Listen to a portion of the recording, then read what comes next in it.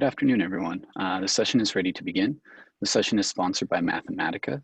Shule Garovich will introduce the session. Following Shule, Kenley Money from the Arkansas Center for Health Improvement will moderate this session. Shule, you have the floor. Thank you, Charlie. Thank you so much for joining our session. We are going to be focusing on improving and expanding analytics. As you heard from different sessions, states are in different stages. So we are hoping to show you some examples of where you can take the analytics and looking at the population health and outcomes. With that, I will turn to Kenley to introduce our each presentation. Kenley?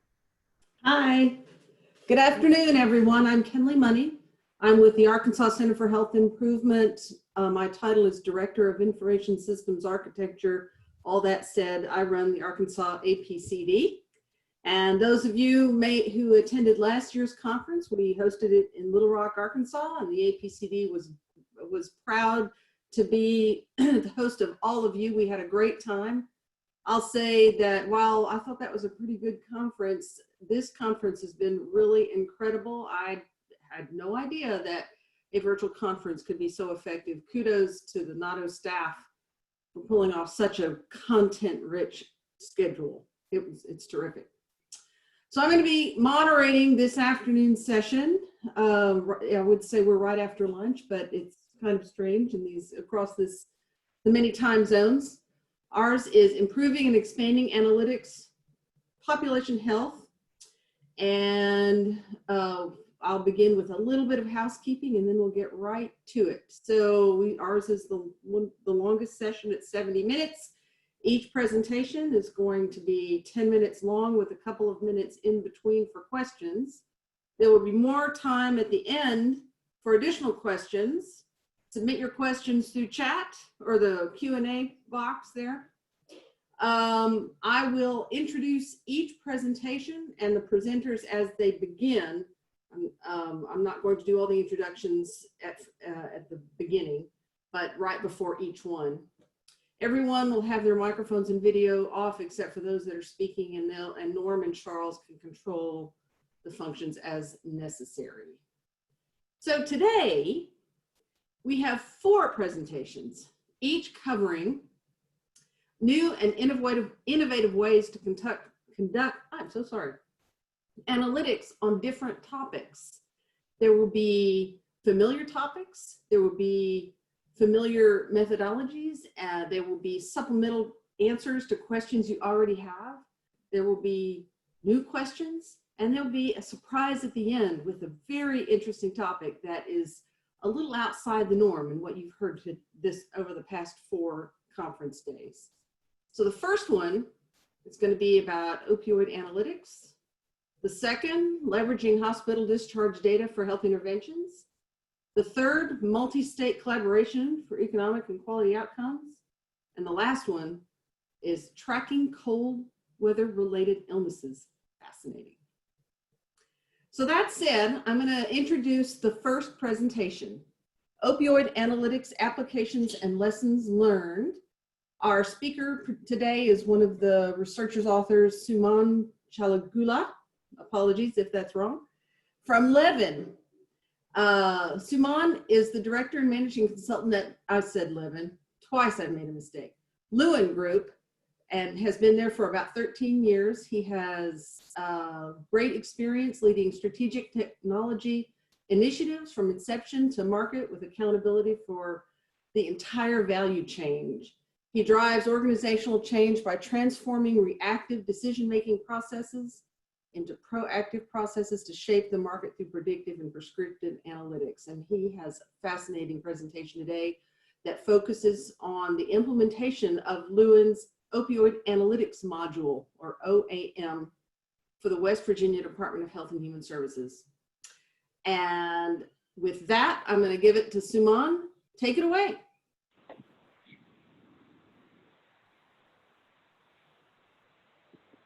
Thank you for that wonderful introduction, Kenley. Thank you everyone for joining the presentation.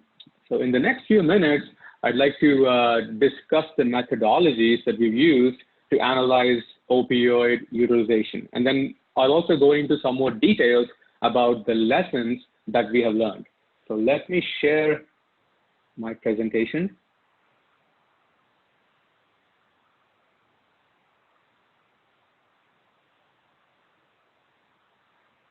Can everyone see my screen?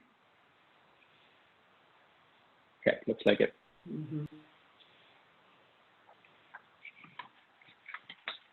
So we have been working with the state of West Virginia on rate setting since 2016.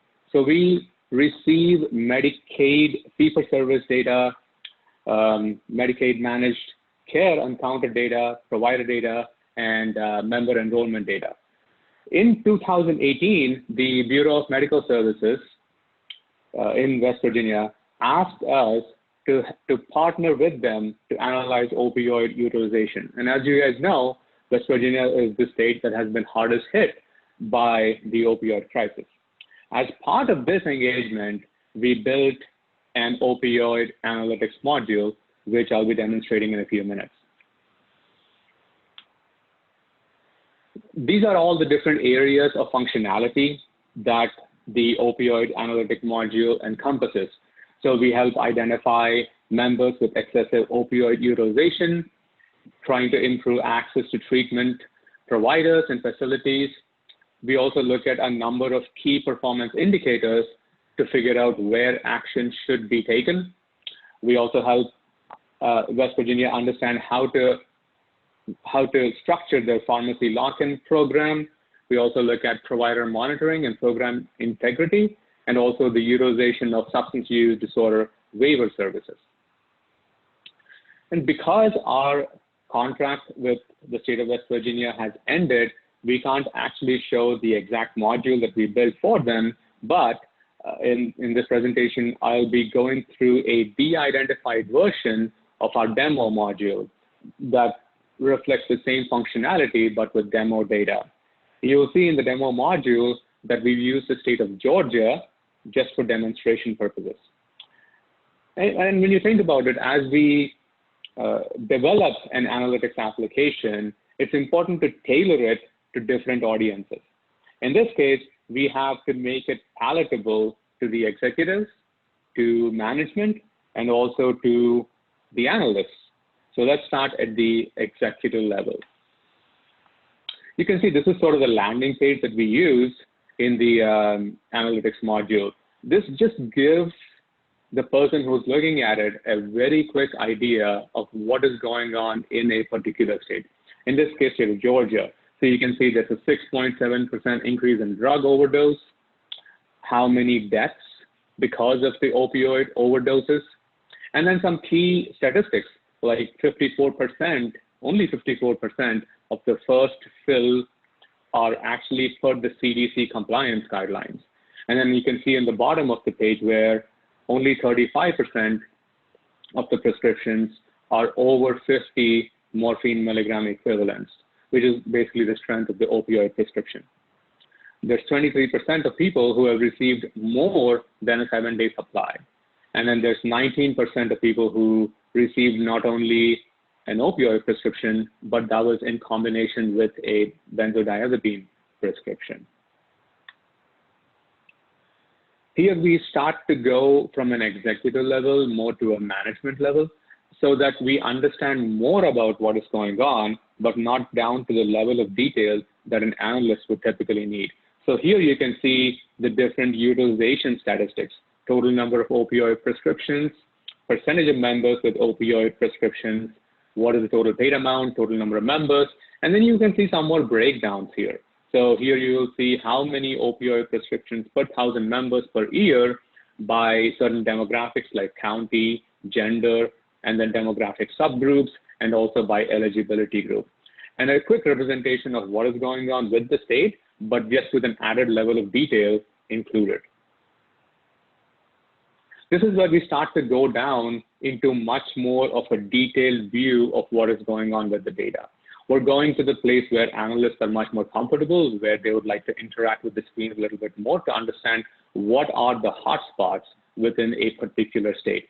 So you can see here the counties on the left-hand side within the state of Georgia. You'll see little red bubbles and orange bubbles. those represent the count of opioid prescriptions. And then the darkness of the green color represents the increase in the percentage of members with opioid prescriptions. So just a quick view will help us identify potential hotspots of where the opioid crisis has been targeted. And then if you click on a certain county on the right-hand side, for example, here I clicked on Newton County, you will see a breakdown of that particular hotspot if you clicked on a hotspot. So you can see a further breakdown of the utilization statistics like per member per month cost, total number of scripts, percentage of members with opioid prescriptions, broken down by eligibility group and also by age groups. So this helps us identify not only the hotspots, but also we start to get into reasons behind why that has become a hotspot. Now we have looked at the data from a geographic level, and now it's time to look at the data from a member level. So in this case, what you're noticing over here is a graph at the top, a graph at the top that plots the average morphine milligram equivalent against the number of opioid prescriptions. And we've drawn the line at the 95th percentile, and I just randomly picked one member, that is the dark blue dot in the top of the graph. So you can see there's a significant number of members or recipients here who are beyond the 95th percentile. And that gives us a quick way to identify which members you want to be focused on first. Now you'll also notice some very clear outliers here. For example, there's that one member at the 20th percentile who's received an average morphine milligram equivalent of about 1600. That's obviously very high, so that also deserves some special attention.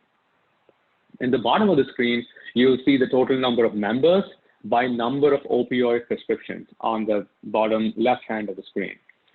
Typically, you would expect one or two, and then hopefully people will stop at that point. But you can see here, it has gone from 4 all the way to 13 and even beyond. So you may want to start clicking on those bars to figure out who those people are and try to understand why they're receiving more than 2 or 3 prescriptions. On the right-hand side bottom of the screen, you'll notice the number of members by the number of distinct prescribing providers. Now, one would imagine that you could have one prescribing provider, or maybe 2 if you're moving, or maybe 3. But then you can see in this situation, there are more than 13 prescribers for a specific member. So that kind of clearly exhibits doctor shopping behavior in many cases. So those might be recipients that you want to look at much more closely. 2 minutes, Simon.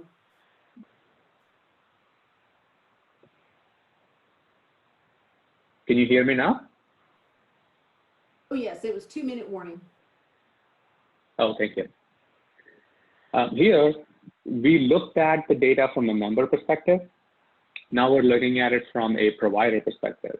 So you can see all the provider types on the right side of the screen. And if you select a specific provider type, you will see what percentage of members that are going to that provider type have been prescribed opioids. So if it's a significant percentage, you may want to dig down and figure out why they're being prescribed so many opioids. On the right-hand side, you will see a distribution of the percentage of people going to individual physicians and receiving opioids.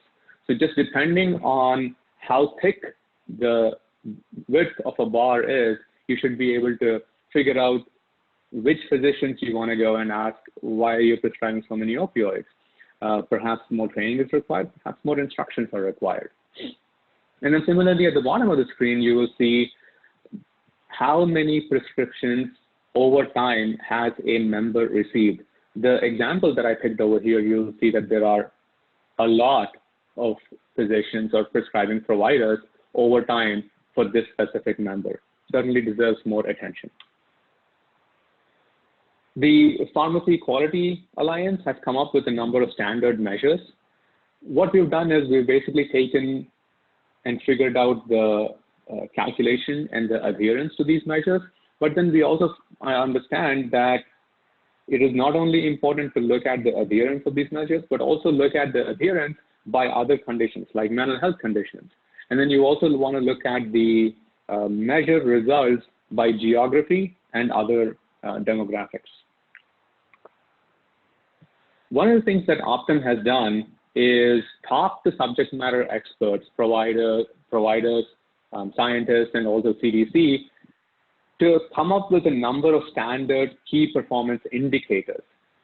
They're classified into prevention, pain management, opioid use disorder treatment, and then maternal, infant, and child health. There are about 32 indicators over here. And it's important to understand each of these indicators. We don't have time to go into all of them now, but what we've done with this visualization is just figure out a way to quickly look at each of these indicators, stratify them by demographics, and figure out which members deserve most attention immediately. Finally, it's also important to look at the statistics from a higher perspective, like an MCO or an ACO standpoint. It's important to look at it from a provider perspective, but also looking at it from an MCO perspective will help us understand which MCO is performing better, which MCO has actually figured out a way to manage their members better. So adherence to KPIs, the KPIs we talked about, gives us a quick idea of which MCO is doing well. Finally, lessons learned. What we figured out is that it's not enough to tell a story using analytics. It is important to tell a story that leads to actionable information, that actually leads to a policy. Then analytics should align with the state's substance use disorder program. We can give the state as many analytics as we want, and perhaps they are even actionable, but if they don't align with the policies that exist or with the substance use disorder programs that exist, then perhaps that execution will fail. And then finally, partnership with healthcare providers is critical for program and policy success. I welcome your questions. Let me know. Back to you, Kenley. Thank you. At this time, I don't see any questions in the Q&A. So why don't we move to our next presentation, and we can, if anyone has questions thereafter, we can ask them at the end. So our second presentation, yes, leveraging hospital data for population health innovations. Our presenters are Claudine Williams, and you can see her there. She's put up her bio for me, thankfully, so I can read it. Deputy Director, Center for Medical Economics and Data Analytics at the Health Services Cost Review Commission. And Anya Fries, Assistant Director, Reporting and Analytics, a fun job, at Chesapeake Regional Information System for Our Patients, CRISP. So without any further ado, why don't I turn it over to Claudine and Anya, and they will share the stage. Good afternoon, everyone. Again, my name is Claudine Williams. I am the Deputy Director for the Center for Medical Economics and Data Analytics at the HSCRC. Anya and I will be presenting the work that HSCRC and CRISP have been doing to support Maryland's COVID response. First, I would like to talk about the HSCRC, our mandate, and the data we collect, as well as the relationship with CRISP. Anya will then talk about CRISP and its role in providing comprehensive data related to the COVID response. But first, a little bit about Maryland. The population is a little over 6 million, 15% of which are over 64. There are 49 acute care hospitals, 2 of which are academic medical centers, 3 freestanding medical facilities as well. Hospital revenue is about $18.7 billion as of fiscal 20. The HSCRC is an independent state agency responsible for regulating the quality and cost of hospital services to ensure that all Marylanders have access to high quality health care. We establish rates for all hospital services, as well as help develop innovative payment models to transform the delivery system and achieve goals under the Maryland Health Model. The HSCRC's mandate is to ensure that all payers pay the same for the same services. Hospitals have financial security, and that hospital spending is limited to reduce costs for consumers. This allows flexibility to be agile as the healthcare landscape evolves. There are several key advantages to the Maryland health model, but most importantly, it provides financial stability for hospitals, especially during volume volatility such as the COVID crisis. The HSCRC has access to a vast repository of data to validate commission policies and ensure hospital compliance. The data we collect include hospital discharge claims and aggregated financial data. Through agreements with other state and federal partners, we have access to all payer claims data, as well as Medicare and Medicaid claims data. Oops. We call the hospital discharge data we collect case mix. The case mix data is very robust and includes demographic, financial, and clinical information that for every patient discharged from a Maryland acute care hospital. The data is used for monitoring quality indicators such as hospital-acquired complications, readmissions, and patient quality indicators, for trending hospital utilization and patient acuity, and for research and analyzing the impact of public policies. In addition to supporting the HSCRC, hospital user fees also support Maryland's healthcare infrastructure, particularly CHRIS, Maryland's designated state HIE. Payers and healthcare consumers ultimately pay as hospitals pass through the fees to payers through rates set by the HSCRC. Now I will provide a little background on the relationship between HSCRC and CRISP. In 2009, the Maryland Assembly charged the HSCRC and our sister agency, the Maryland Healthcare Commission, to designate an HIE that would support secure electronic information exchange statewide. CRISP has been redesignated every 3 years, just recently in 2019. The HSCRC began its partnership in earnest with CRISP in 2011. Oops. When we began developing and implementing several methodologies to address unnecessary hospital readmissions. Our initial work highlighted the need for a patient identifier that could link the same patient across hospitals. We leveraged the CRISP infrastructure to require all acute care hospitals to submit patient identifying information to create a unique patient identifier. We call it the EID. This identifier has allowed the HSCRC to not only link hospitals, but we have expanded the use to link to other state data sets, including birth and death records, lab tests, prescription drug monitoring databases, Maryland's APCD, as well as Medicare data. I will now turn it over to my colleague, Anya Fries, for a deeper dive into CRISP and the data used for Maryland's COVID response. Great, thanks so Anya? much, Claudine. So if you want to go to the next slide. So as Claudine mentioned, CRISP is the designated health information exchange in Maryland, and we're also the health information exchange in West Virginia and the District of Columbia. So if you want to go to the next slide. So there's 5 core services that CRISP provides. So I think in kind of the vein of most HIEs, we offer information at the point of care, which allows providers to query patients that they're treating and look up PDMP information, prior hospitalizations, chronic condition lists. We also offer care coordination services in the form of the Encounter Notification Service, where primary care providers and others coordinating care can subscribe to a list of patients and receive notifications when those patients are hospitalized. Next, we offer population health support through the CRISP reporting services team, which I'll talk about in more depth later, offering population health reports to hospitals, practices, and other users. We also offer public health support in kind of all 3 regions with alerts, for example, for COVID or Zika infections, as well as allowing researchers to access data for public health use cases.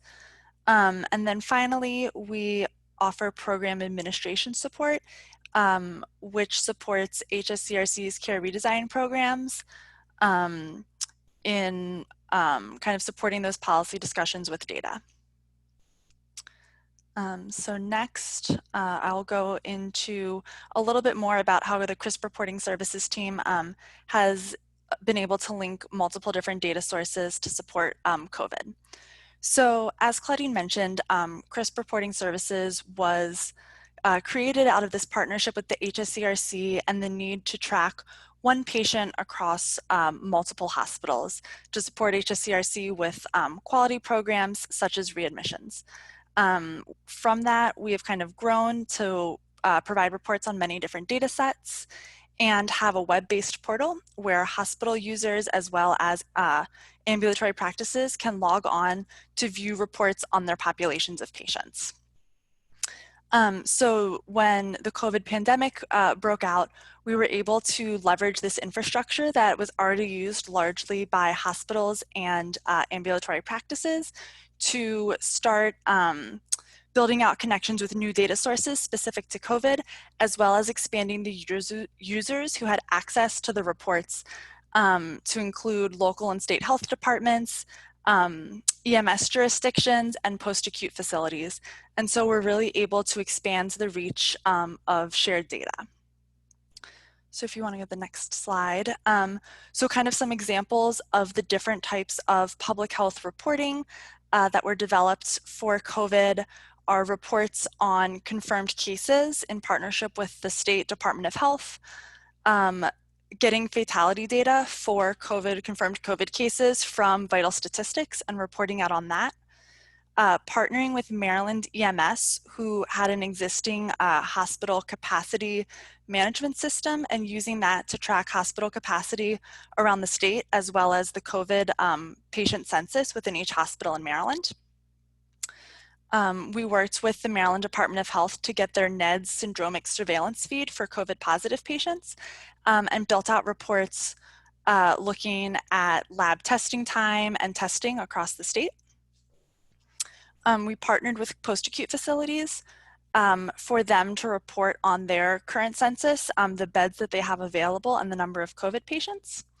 And then we also worked with kind of those ADTs that Claudine mentioned, that admit discharge notifications that hospitals send to CRISP, to pair that with confirmed COVID positive patients to understand hospitalizations for COVID patients.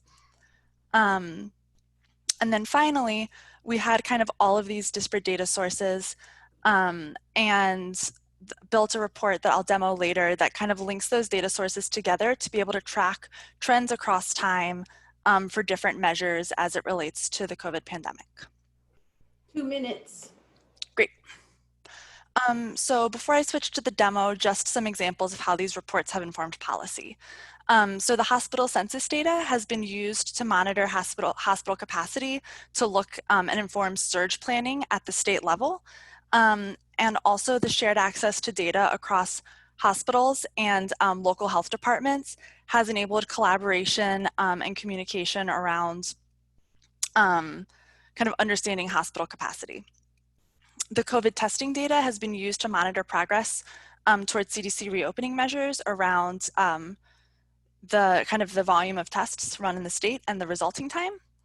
And then finally, the summary dashboard trends key measures over time, and was kind of developed out of questions coming at the state level of understanding how is the pandemic shifting over time? Are the populations that were most impacted early on in March and April, are they the same individuals who we're seeing now in July and August? And so I will share my screen. And before I do so, I just want to thank our many partners. So Maryland Department of Health, MIMS, and all of the hospitals in sharing the data to build out these reports, and then H-Metrics, who is our data vendor, who has helped us develop all of these reports. So hopefully everyone can see my screen. So this report using CRISP Master Patient Index, which takes demographics to join data sets, we're able to join a bunch of the different kind of disparate COVID data sets together to look at different measures across time, and then to be able to look kind of across the the trajectory of COVID from testing to positive cases to admissions to deaths, how that's impacting individuals. So one of the questions that had come out in Maryland is the conversations around younger individuals really kind of driving this uptick in COVID cases that we saw in July and August in Maryland. And so this report allows you, so right now we're looking at the number of COVID confirmed cases that are population adjusted over time and then broken out by age bands. So this orange age band here is the 20 to 44-year-olds. And so you can kind of see that they have always had the highest population adjusted confirmed cases rate of COVID.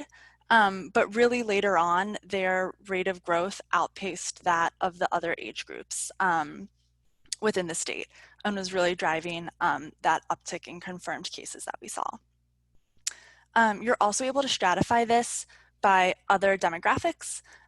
So for example, race and ethnicity has been a really important topic in terms of the disparities and inequities within those who have confirmed COVID cases.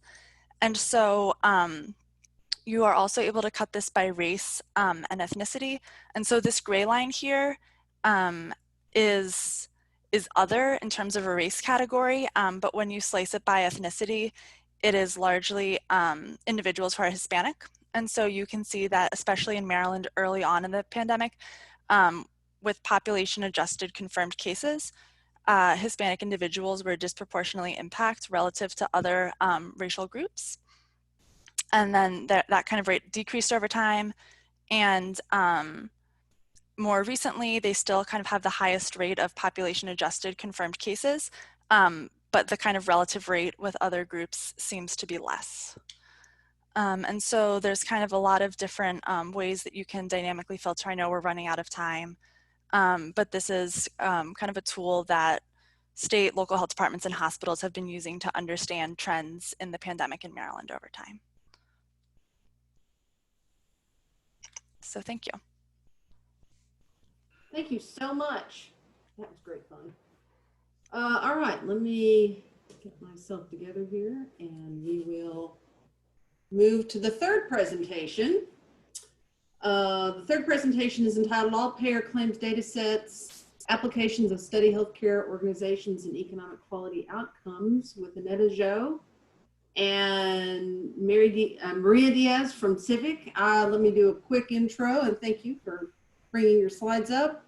Annetta is a researcher at the National Bureau of Economic Research. She's an economist who studies the strategy and productivity of healthcare organizations. Maria is the Director of Public Reporting at Civic, and Maria is responsible for advancing Civic's capabilities in reporting healthcare performance measures through many channels. So take it away, Annetta and Maria. Thank you, Kenley, and good afternoon, everyone. My name is Maria de Jesus Diaz, as Kenley just mentioned, and today I'm joining you from beautiful Colorado, as you can see from my background. And I am joining Dr. Annetta Zhou to share some of the work that we have done as part of our 4-state collaboration with the National Bureau of Economic Research. Yes, next slide, please. In 2015, the Agency for Healthcare Research and Quality created the Comparative Health System Performance Initiative project. And the objectives of that initiative are shown in the slide. And it also established 3 centers of excellence. And one of them is the National Bureau of Economic Research. The NBER and the team of collaborators are working to identify relationships among the organization of healthcare providers, how healthcare providers are organized with the delivery of evidence-based care, clinical and economic outcomes, and patient experiences. The research that NBER conducts is done at both levels, at the national level and at the state level, and includes 5 projects. The work that we're going to be sharing today belongs to one of the projects, Project 2, which has the goal to better understand the cost and quality of healthcare services across delivery organizations and focuses on how care varies within and across 4 states, Next slide, please. In order to accomplish the goal for Project 2, MBER partnered with the National Regional Health Improvement Collaborative, ENRI, and 4 of its members. As you can see by the logos, it's not really 4, but Comagin represents 2 states, the states of Utah and Oregon. CIEVEC represents the state of Colorado, and Massachusetts Health Quality Partners represent the state of Massachusetts. And the idea of partnering with these states is that they do represent different health systems, different health markets, and all of them have all payer claims databases, which have facilitated comparisons in care delivery across settings and tracking of the use of clinical and economic outcomes over time. Next slide, please. In the last year of this collaboration, because it was a 5-year collaboration, many things have happened, but some of the projects that have been conducted in the last year for the different states are shown here. For example, Massachusetts has studied longitudinally the changes in total cost of care from 2013 to 2016 among practices that belong to systems and practices that are non-system affiliated. They are also examining the relationship between the practice characteristics based on Dartmouth on the national survey conducted by Dartmouth, which is another center of excellence, and the relationship with patient experience survey. And Comagin in Oregon and Utah also studied the total cost of care between system and non-system affiliated practices. And they presented some of their work earlier in the conference. And if you are interested in knowing more, you can reach out to Emily Seitz and Sarah Halbeck, who are part of the conference. And CIEVEC, or Colorado, is studying the pediatric care utilization, spending, and quality for publicly and privately insured children with different levels of complexity. The project that Aneta, Dr. Yu is going to present today is also one project that belongs to the activities of year 5 of Project 2. Next, please. It's all yours, Aneta.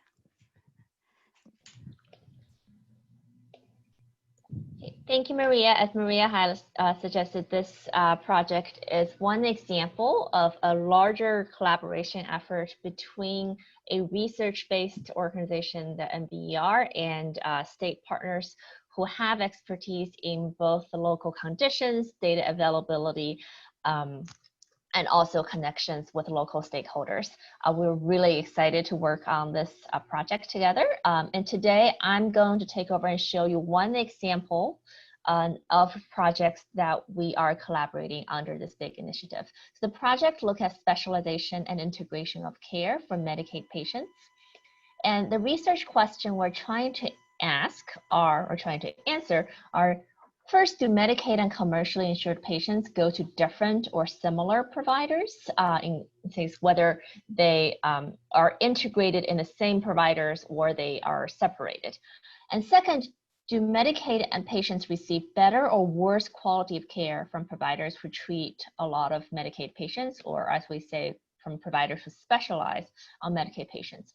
The reason this question might be interesting is that on the one hand, we might think the answer to this question is yes, if we think there's return to specialization in treating Medicaid patients. For example, a lot of Medicaid patients have complex needs and chronic conditions.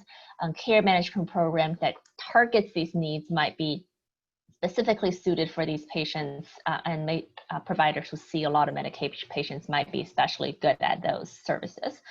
But on the other hand, there's been discussions about maybe Medicaid-focused providers might be especially short on resources because of difference on reimbursement and where they are located, etc. And the policy implication of these questions are, what is the best way of providing care to Medicaid patients? Whether it's better to have specialized providers who really focus on these specific groups, or should we have their care integrated so as to reduce disparity? So for this study, we combined two data sources. First is from the Colorado APCD. This is where Civic has provided a lot of support and expertise. And then we use what we call enhanced database of healthcare organizations, which is a data set that is produced by the NBER, which combines the managerial and financial ownership information from a number of existing administrative data sets, primarily from the Medicare provider enrollment chain and ownership system, but they're supported with by a number of other data sets as well. And to conduct this analysis, we attribute patients to primary care providers with the highest number of evaluation management visits during a year. And then we link the primary care providers to either physician practices or health systems using this EDB data set we compiled that has information on managerial and financial ownership. When we measure, main outcome measure is the Medicaid focus of a provider. And here I'm going to show you providers at the physician practice level. And basically what we're measuring is for a certain provider, what share of their patients are on Medicaid. And we do this by both comparing the raw numbers, but also after adjusting for a number of patient characteristics. So here's the overview of one of the results. So here we're comparing the Medicaid share of primary care practices that a typical commercially insured patient is going to, that's the blue line, to the Medicaid share of providers that a typical Medicaid patient is going to. So this graph is showing you that Medicaid patients and commercially insured patients are going to different kind of providers. For a typical Medicaid patient, their primary care physician sees about the volume of their primary care physician's patients are approximately 50% Medicaid. So their providers are very Medicaid focused. But if you are a typical commercially insured patient in 2012, your primary care physician's caseload is only about 10% Medicaid. So there's not a whole lot of interaction for the typical commercially insured patients providers to see other Medicaid patients. This share has increased a little bit for both the primary care physicians for Medicaid and commercially insured patients from 2013 to 2014. This is just partially due to the Medicaid expansion that happened in Colorado. So there is an increase in the number of Medicaid patients. So one of the reasons Medicaid and commercially insured patients might go to different providers is that they live in different places. There's also a difference in the age and gender distribution because a relatively higher share of women and children are on Medicaid. So we produce the same comparison adjusting for age, gender, and ethnicity, and also patient zip code. And this is the adjusted figure. Again, the pattern persists, that it seems like there's still a low level of integration between the care of Medicaid and commercially insured patients. The gap is a little smaller. And one thing you also do notice is that the primary care physicians for commercially insured patients start to see a slightly higher share of Medicaid patients than the existing Medicaid focused providers. This could be that these are just the providers who have capacity to take on more Medicaid patients. We're trying to get data from on Medicaid enrollment eligibility to dive deeper into exactly what's going on with these data. So the next step is we compare 6 quality metrics for primary care for Medicaid patients who go to what we call Medicaid focused providers and patients who go to non-Medicaid focused providers. The takeaway here is basically, it seems like for Medicaid patients, it doesn't really matter which providers they go, whether they're focused on Medicaid or not. They receive very similar care.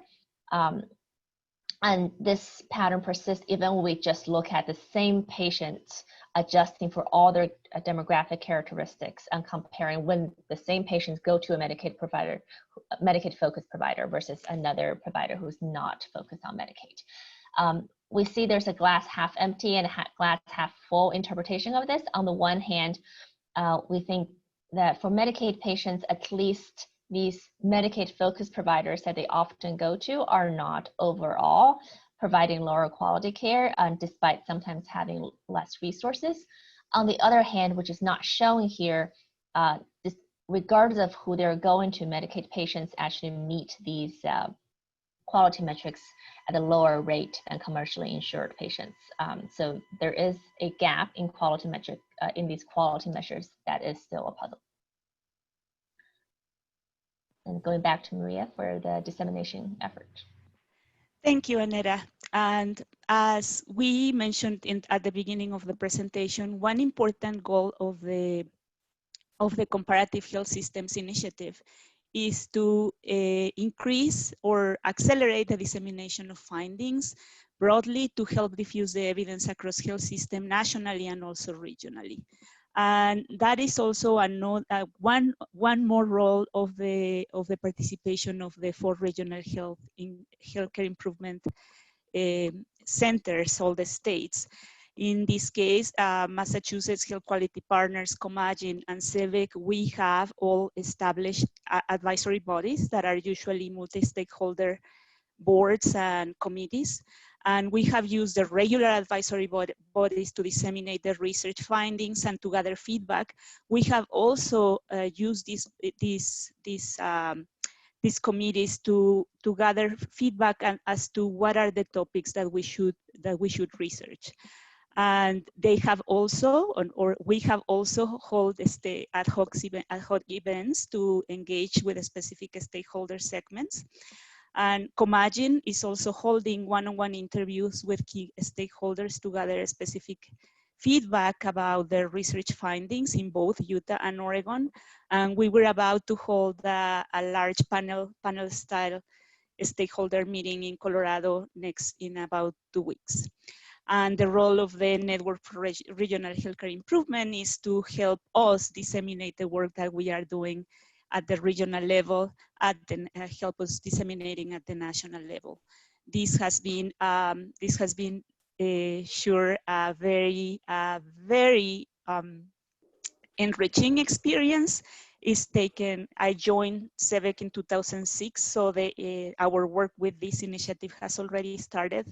But this is only the work for year 1, and I think all the things that we have learned throughout the process, all the capacity building that has happened within our state organization, and all the engagement that will be happening and is happening already will be like generating fruits in the near future and beyond. And that's all for us. Thank you. Thank you, Maria. Let's move to our last presentation by Melanie Jetter from the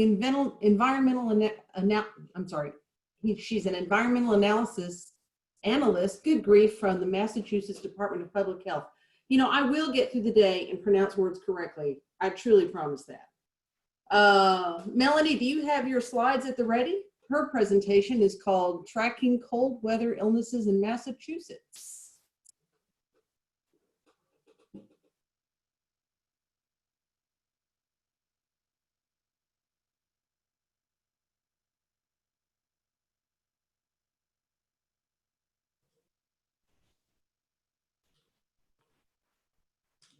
Are you okay, Melanie? Yes, I am. Okay. Thank you. Can everyone see my screen, my slides? Uh-huh. Okay, great. Thank you so much.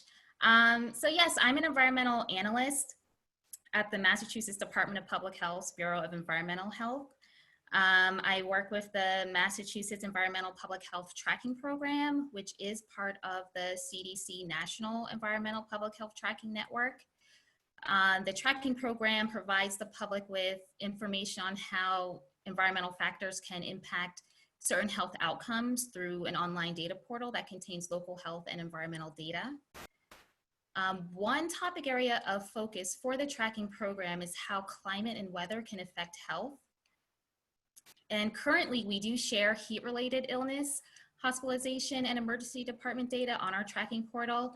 And now we are in the initial stages of preparing data for cold weather related illnesses. So this presentation is based on a preliminary analysis on tracking cold-related illness in Massachusetts.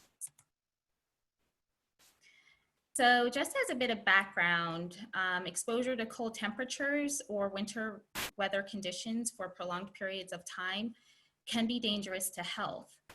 Cold-related illnesses include a wide range of health conditions like hypothermia, frostbite, chilblains, and trench foot. Prolonged exposure to cold temperatures can also make heart and respiratory problems worse or lead to other health issues. Some populations are more likely to experience adverse health effects from prolonged exposure to cold temperatures, like older adults and children, people who are homeless or living in a home without adequate heat, and individuals with existing health conditions.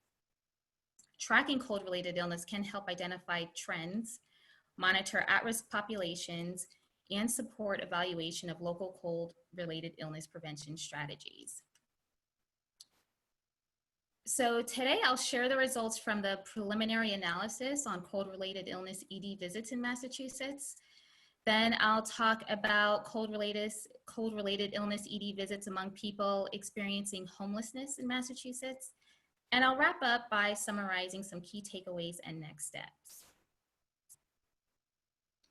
So for this analysis, I used emergency department visits data from the Massachusetts Center for Health Information and Analysis case mix database. This analysis focused on ED visits that occurred during the cold season, which we defined as being October through April. So for example, the 2010-2011 cold season includes October 2010 through April 2011. I also looked at the number of ED visits and compared them to average seasonal temperatures. I examined the distribution of ED visits by age groups and patient sex. And finally, age-adjusted rates were calculated to compare cold-related illness ED visits over time and among Massachusetts counties. So this graph shows the number of ED visits by season and average seasonal temperature. We can see here how the number of emergency department visits are higher when the average seasonal temperatures are lower. The number fluctuates over time, with the highest number of ED visits occurring during the 2014-2015 season and the 2017-2018 season.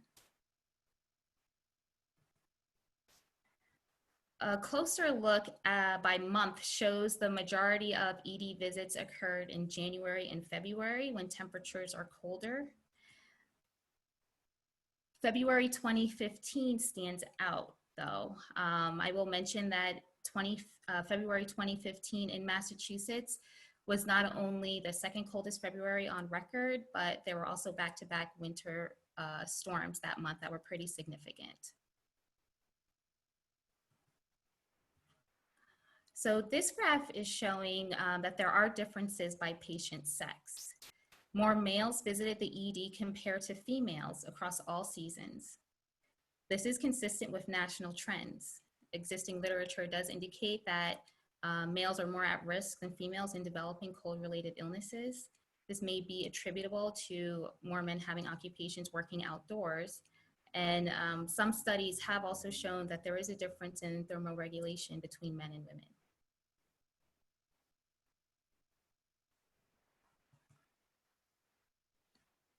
This figure shows the age distribution. So here we see that the majority of ED visits occurred in people over 65 years of age. This age group accounted for approximately 27%. And this slide shows the age distribution by patient sex. So by looking at the data this way, you see the differences in the age distribution between males and females. It's interesting to see the percentage of males visiting the ED for cold-related illnesses remains pretty consistent in age groups 45 years and older. On the other hand, the highest rates of ED visits occurred among females aged 65 years and older.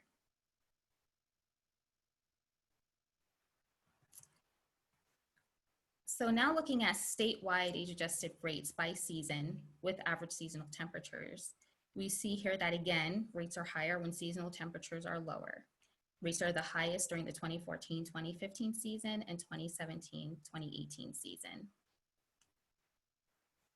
But this graph shows age-adjusted rates by county. So there are 14 counties in Massachusetts. 3 are not shown here due to small numbers. The dark line in the middle represents the statewide rate. But you'll see the green line, which represents Suffolk County, stands out. It's important to note that Suffolk County is the only county where rates were statistically significantly higher than the state across all seasons. For those of you not familiar with Massachusetts, Suffolk County contains the Boston area.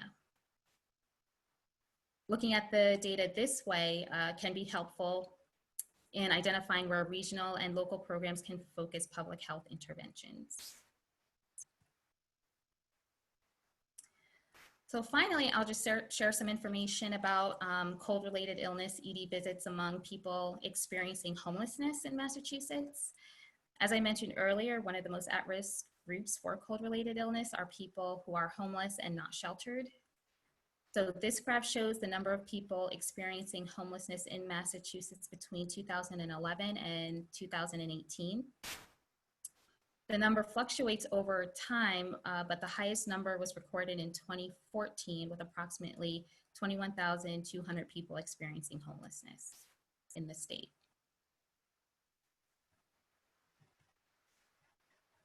So this graph shows the percent of cold-related illness ED visits among people experiencing homelessness by season with average seasonal temperatures.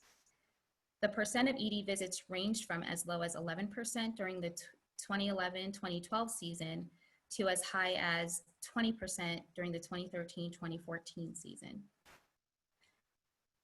Overall, the percentage of CRI ED visits among people experiencing homelessness were higher when average seasonal temperatures were lower.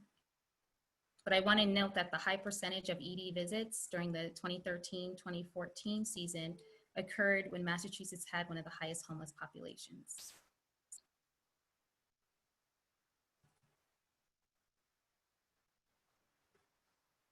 A closer look at data by county shows the highest percentage occurs in Suffolk County.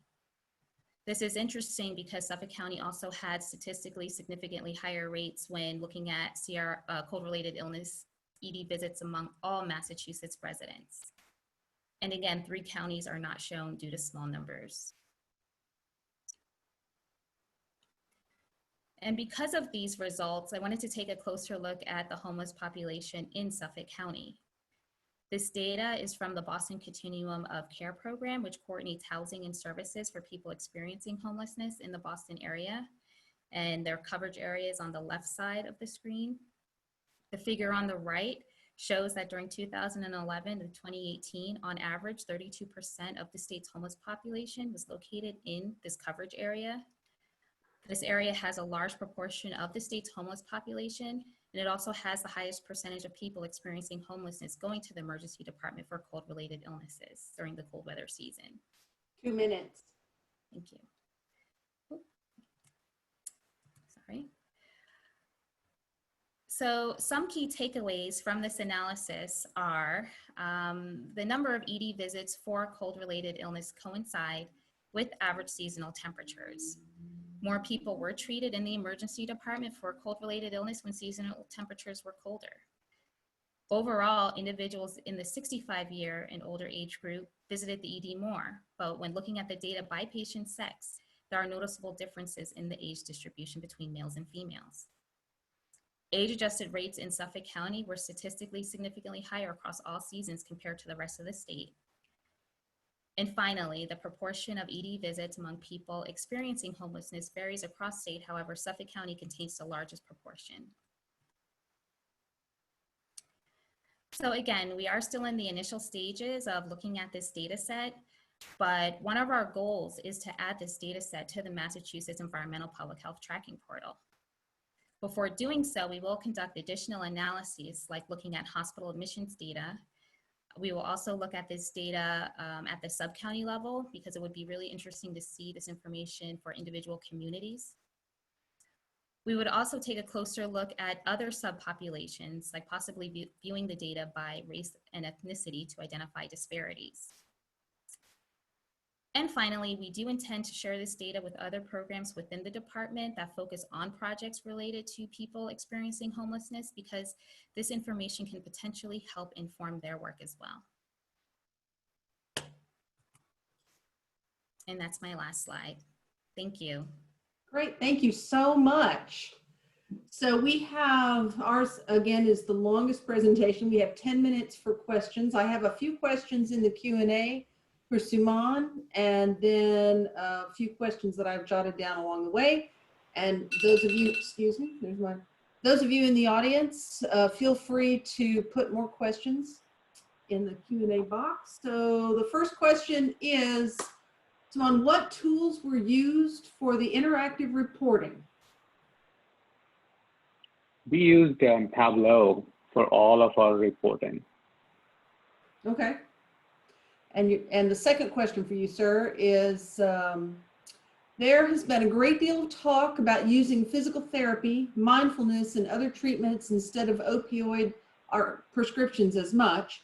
Have you been able to identify in your data which doctors are especially good at using alternatives to reduce opioid use, particularly for some of the healthcare problems? We actually haven't looked at it from that perspective. We've looked at provider efficiency and how many people have stopped long-term use and how many people have been able to avoid such adverse events, but we haven't looked at alternative treatment methods. And a follow-up question for me, would you list again or describe again the data sources that you used to feed your tool? Yeah, sure. We use encounter data, Medicaid claims data, prescription drug data, and obviously claims include the pharmacy claims as well. Does that include, I don't remember if that state has a PDMP, prescription drug monitoring program? No? I have to check. Okay. It has So been a not all while, states but have them. right, I don't think so. And did you have any trouble, or did the state have any trouble with SAMHSA? And those regulations guarding What do you this mean type of trouble? substance abuse data? I'm sorry? I'm sorry, what do you mean by trouble with SAMHSA? Well, SAMHSA's that's the collection of federal regulations that that protect the release of certain substance abuse claims data. Yeah, I mean, we were working mostly with the state agency, so anything that was approved to be shared with us only came to us. So I don't think there were any specific issues that we had to deal with SAMHSA. Great, thanks. So my next question, stand by, is for Anya and Claudine. How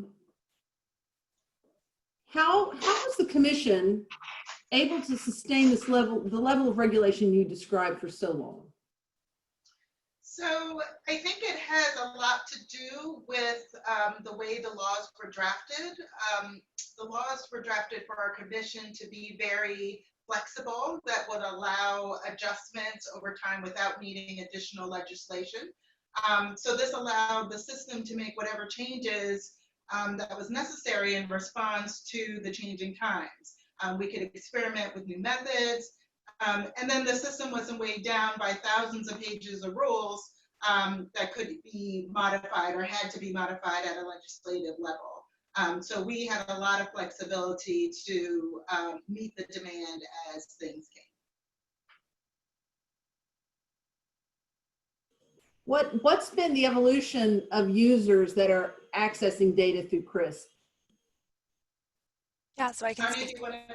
Yep, I can speak to that. So originally it was largely focused on hospital users who were accessing the portal for kind of the regulatory reports focused around HSCRC reporting. And then as different models in the state have evolved with a primary care program statewide, we onboarded a lot of ambulatory users to access our reports. And then more recently, we started expanding more into public health.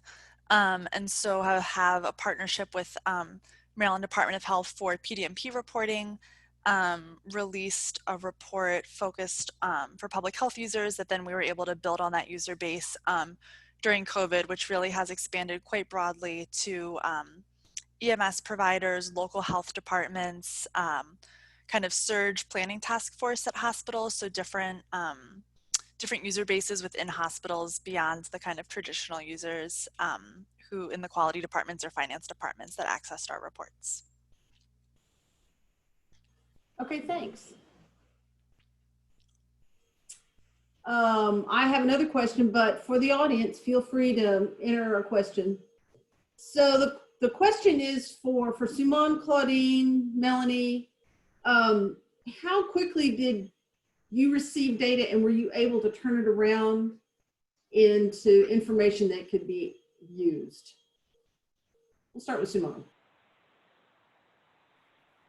Well, in this particular situation, we already had the data because we were doing rate setting for West Virginia. So we already had the data. But, and typically in such engagements, data quality is obviously important. So first we have to check the transmission of the data. Then we have to check whether the provider data is accurate, whether the member data is accurate, whether there are enough links in the data to be able to merge different data sets. We had a session on data quality yesterday. My colleague Dave Schaefer was presenting all the things that you should be taking into consideration before you actually proceed to analytics.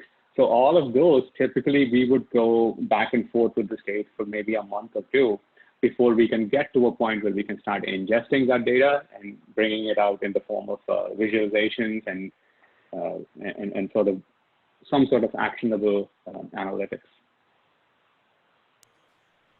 Claudine, how quickly did you get data and turn it around? So we have a pipeline of data that comes from the hospitals we get on a monthly basis. And because we have a really good relationship with our hospitals, we could ask for data even more quickly. And so for the initial COVID data that was coming in, we had actually asked hospitals to turn it around in 2 weeks. Now, it may not have been completely clean, but it was enough for us to identify the COVID patients consistently across all hospitals. The other data that was used within the tool that Anya presented came from all of our state partners, and so that data was available pretty much almost immediately and daily. So having those really strong relationships and having all those data agreements in place, even before this COVID incident happened, we were able to mobilize the data fairly quickly. Okay. Melanie, we haven't heard from you. Yes, so I use data from the case mix database from CHIA, and we receive at the department, we receive data from CHIA on an annual basis. So as soon as that data is released to us, I have access to it. I know CHIA, they do receive data quarterly, on a quarterly basis from over approximately 70 hospitals in Massachusetts. So it does take them time to compile the data, conduct their data quality checks. But as soon as it's available for release and we receive it at the department, I have access to it. Terrific. Well, I have one last question for each group, and we're going to start with Maria and Annetta since they haven't had any questions yet. But describe, what was the biggest surprise finding in the work that you did?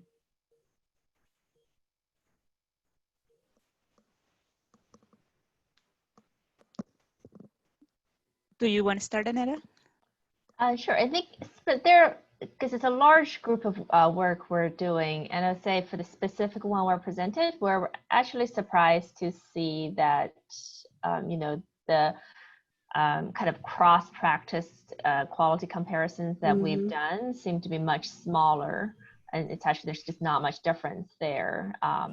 Okay. It seems like, you know, Medicaid patients are hard to achieve high quality target with, and they are hard everywhere. It seems like we actually haven't found a noticeable group of providers that are able to help this group of patients particularly well.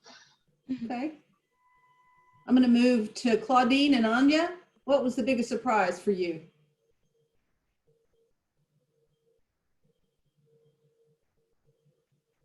Oh, you're on mute.